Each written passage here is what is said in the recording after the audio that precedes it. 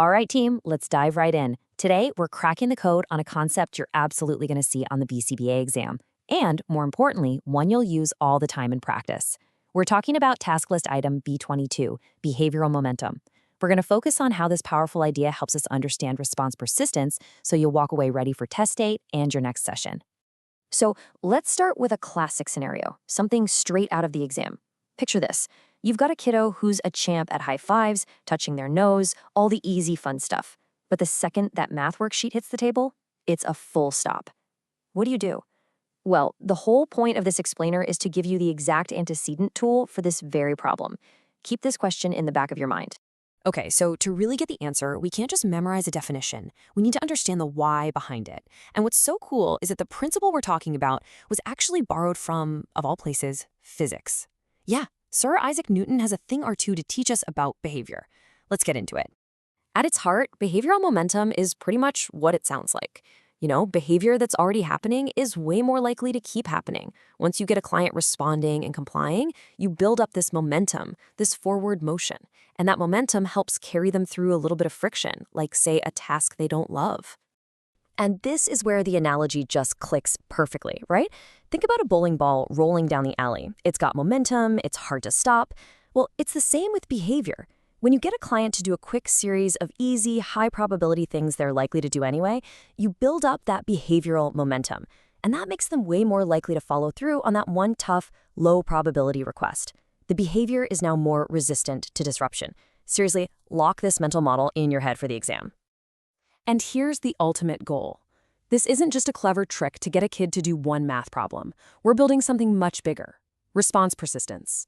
This means the behavior sticks around. It keeps going, even when you're not praising every single step, or when the work gets a little harder. We're building skills that last, skills that are durable. Okay, so we've got the what and the why. Now let's talk about the how. How do we actually do this? How do we build this momentum in a clinical setting? Well, there's a very specific evidence-based procedure, a playbook, if you will. Let's break down the mechanics. And that procedure is called the high probability request sequence. You'll hear it called high P all the time. Now I want you to look really closely at this slide. See that phrase, antecedent intervention? That is a huge keyword for the exam. This all happens before the tough demand. We are setting the stage for success before the problem behavior even has a chance to show up. So here's the step-by-step. First, you know your target, right? That's the low pop or low probability request, the thing they usually refuse. Then you pick 2 to 5 super easy high P requests that you know they can and will do. But the real magic happens in steps 3 and 4. You deliver these easy requests back to back to back, rapid fire, and you praise every single one. Then, bam, step 5, while they're on that roll of saying yes, you slide in the tough request. You can just feel the rhythm here, can't you? It's quick, it's energetic. Touch your head. Awesome. High five. Great job. Clap your hands. You got it. We're building this beautiful wave of compliance. And that final request, write the first answer, is just riding that wave right into shore. So we know it works. We've seen it in action. But to truly master this for your exam, you have to go a level deeper. We need to understand the science of why it works. And the answer lies in understanding reinforcement schedules and how they drive choice. At any given moment, our learners aren't operating in a vacuum. They're living in a world of what we call concurrent schedules. They always have a choice. They can choose to do the worksheet, and that has one payoff, one schedule of reinforcement, or they can choose to get up and walk away, which has its own reinforcement schedule, right? It gets them out of doing the work. Our job is to understand and influence that choice. So how do we tip the scales? How do we make compliance the better deal, the path of least resistance? Well, we use one of the most fundamental principles in all of behavior analysis, the matching law.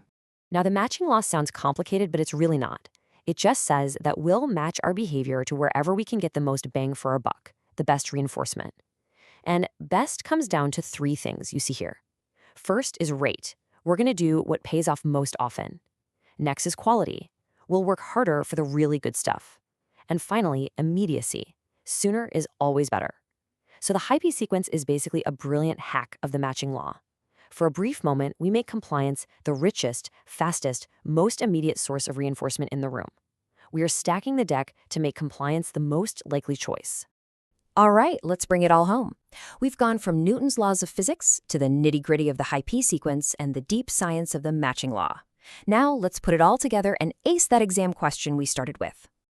So here we are, back at the scene of the crime. We've got a kid who's good with easy requests, but hits a wall with the hard one. The question is asking for an antecedent strategy, one that builds on existing compliance.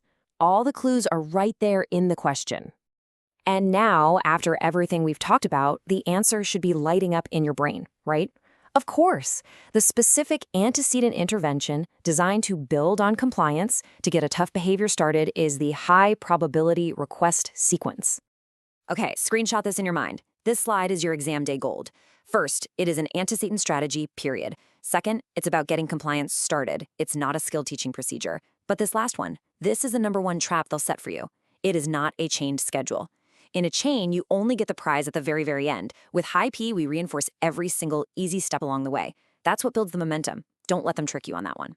So we know how to get the ball rolling. We can get that behavior started. But that just leads to the next, much bigger question, doesn't it? Getting the behavior to happen once is great, but how do you make it last? How do you build that persistence so it happens, even when you're not there, not delivering a rapid-fire sequence of high fives? That's the real challenge, and that's what connects this single concept to the entire art and science of what we do every day.